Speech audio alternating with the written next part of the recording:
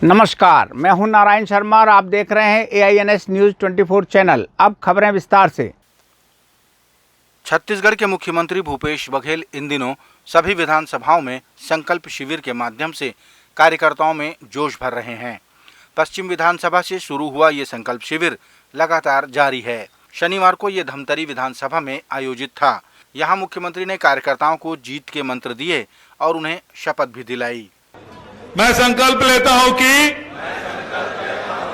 देश की सांप्रदायिक जातिवादी ताकतों को हराने एवं सामाजिक समरसता व भाईचारा बनाए रखने के लिए पूरी ऊर्जा के साथ काम करूंगा।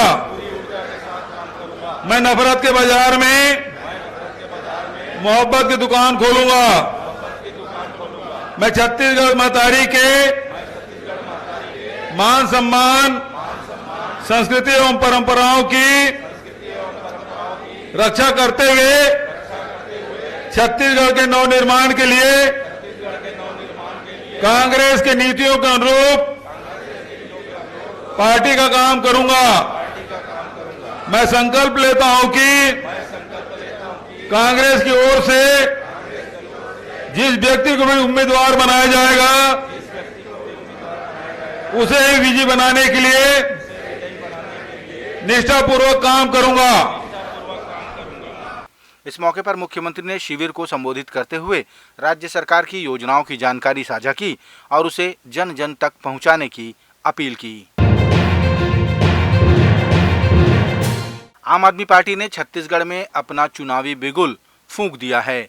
इस दौरान राजधानी रायपुर में पार्टी के राष्ट्रीय संयोजक अरविंद केजरीवाल, पंजाब के मुख्यमंत्री भगवंत मान समेत अन्य पदाधिकारियों की उपस्थिति में पार्टी की तरफ से 9 गारंटियां दी गई, जिसमें 300 यूनिट मुफ्त बिजली, स्वास्थ्य, शिक्षा और रोजगार शामिल हैं। मुख्यमंत्री अरविंद केजरीवाल ने सत्ता में आने के बाद सभी गारंटियों को पूरा करने का वादा किया। आम आदमी पार्टी शरीफों की पार्टी है।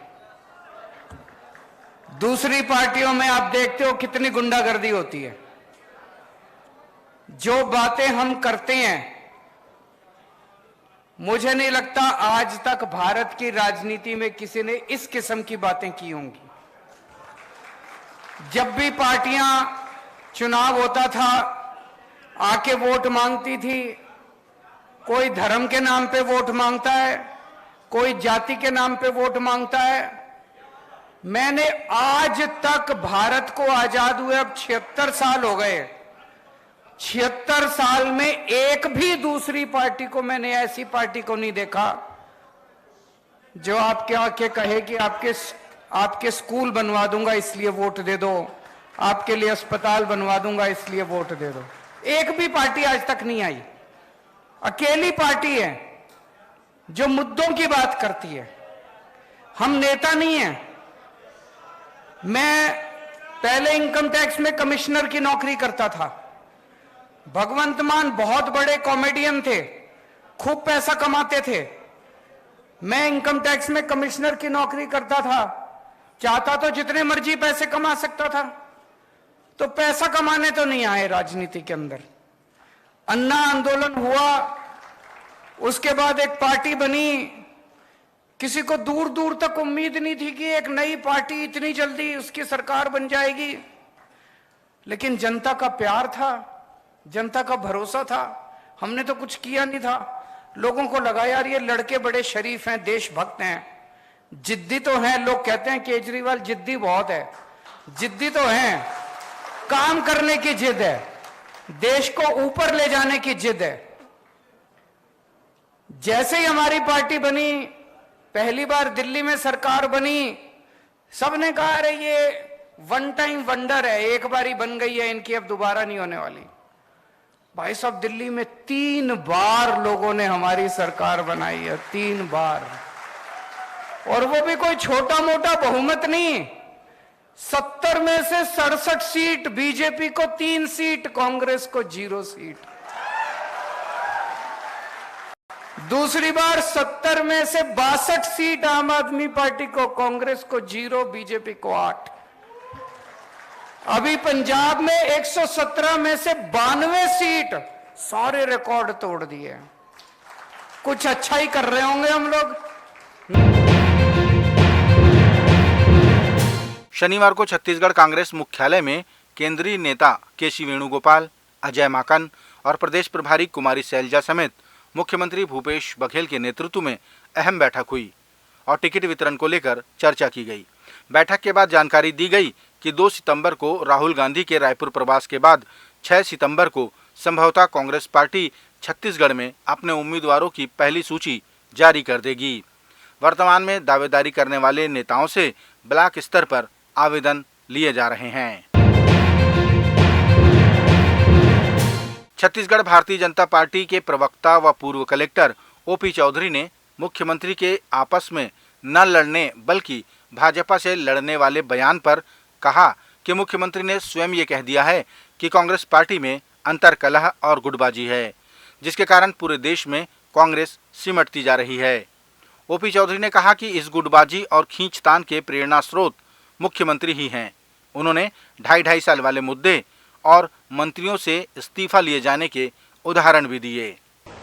मुख्यमंत्री भूपेश बघेल जी, दरअसल इस खींचतान और कांग्रेस के अंदर के लड़ाई झगड़े के असली सूत्रधार और असली प्रेरणा पुरुष तो आप स्वयं हैं, जिन्होंने सबसे पहले 2.5 साल के फार्मूले पर टीएस सिंहदेव जी को धोखा दिया, जहां आपने मोहन मरकाम जी को, आपने प्रेम सिंह टेकाम जी को धोखा दिया, उनको आपसी गुटबाजी में पद से हटवाया। इन सारे प्रपंचों से आप ही सारे घमासान और लड़ाई के सूत्रधार हैं और कांग्रेस इसी लड़ाई और एक दूसरे के टांग खिंचाई में जैसे पूरे देश में समाप्त हो रही है, वैसे छत्तीसगढ़ में भी समाप्ति की ओर आगे बढ़ेगी। 2023 में कुर्सी छोड़ने के लिए तैयार रहिए। छत्तीसगढ़ के दंतेवाड़ा जिले के निर्वाचन अध्यक्ष व कलेक्टर विनीत नंदनवार के निर्देश पर नगरपालिका के सीएमओ पवन मेरिया उन बूथों पर पहुंचे जहां वोटिंग परसेंटेज कम रहता है। उन्होंने लोगों से बात की और अधिक से अधिक मतदान करने हेतु जागरूक किया। सभी ने यहां मोचो वोट मोचो अधिकार के नारे भी लगाए। सीएमओ ने नए वोटरों के नाम जुड़वाने पर भी जोर दिया। ये 19 और 20 अगस्त को विशेष शिविर मतदान केंद्रों में लगाया गया है, जिसमें जो नए मतदाता हैं जो 18 वर्ष पूर्ण कर चुके हैं या जिनका वोटर आईडी नहीं बना है, उनको विशेष रूप से इस अभियान में जोड़ के उनका वोटर आईडी बनाया जा रहा है। और साथ ही मतदान केंद्र को जो मतदाता है उन्हें हम विशेष रूप से अपील कर रहे हैं जागरूकता अभियान के माध्यम से कि वो अधिक से अधिक वोट डालें और लोकतंत्र को मजबूत बनाएं। जिलों में पदस्थ उपभोक्ता विवाद प्रतितोष आयोगों के अध्यक्षों और सदस्यों का 2 दिवसीय प्रशिक्षण प्रारंभ हुआ।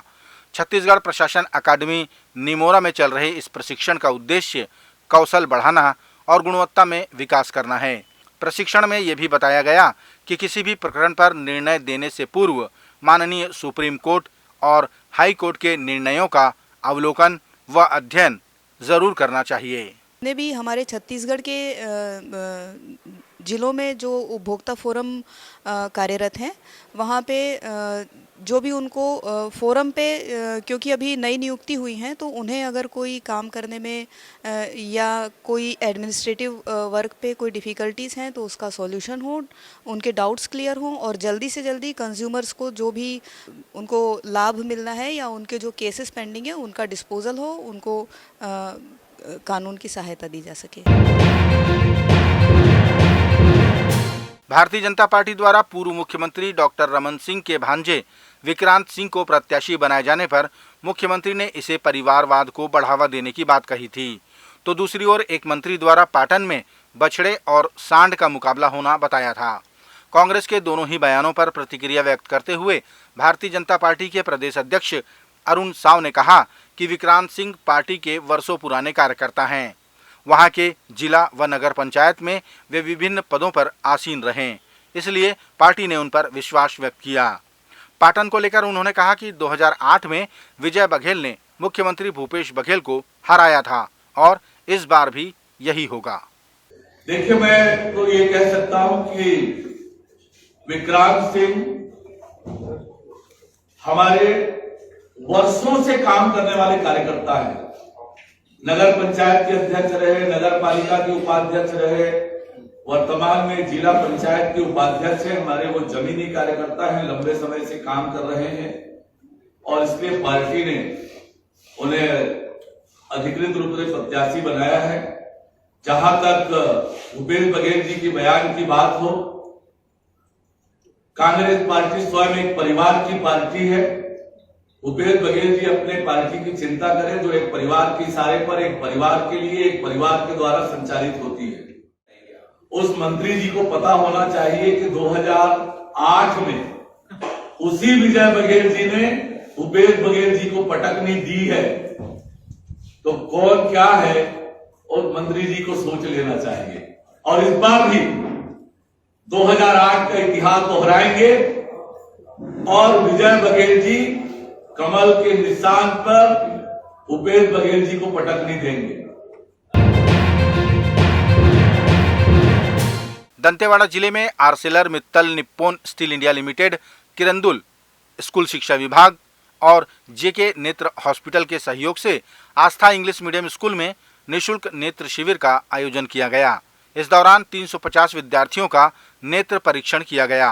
साथ ही 140 बच्चों को चश्मे के लिए चिन्हांकित किया गया। ये थे आज के प्रमुख समाचार। आप देख रहे थे हमारा लोकप्रिय यूट्यूब चैनल AINS न्यूज़ 24। अब हमें इजाज़त दीजिए। कल तक रोजाना की ताज़ा खबरों के लिए आप देखते रहिए हमारे लोकप्रिय यूट्यूब चैनल AINS न्यूज़ 24 को। हमारे यूट्यूब चैनल को लाइक और सब्सक्राइब करना ना भूलें। नमस्कार।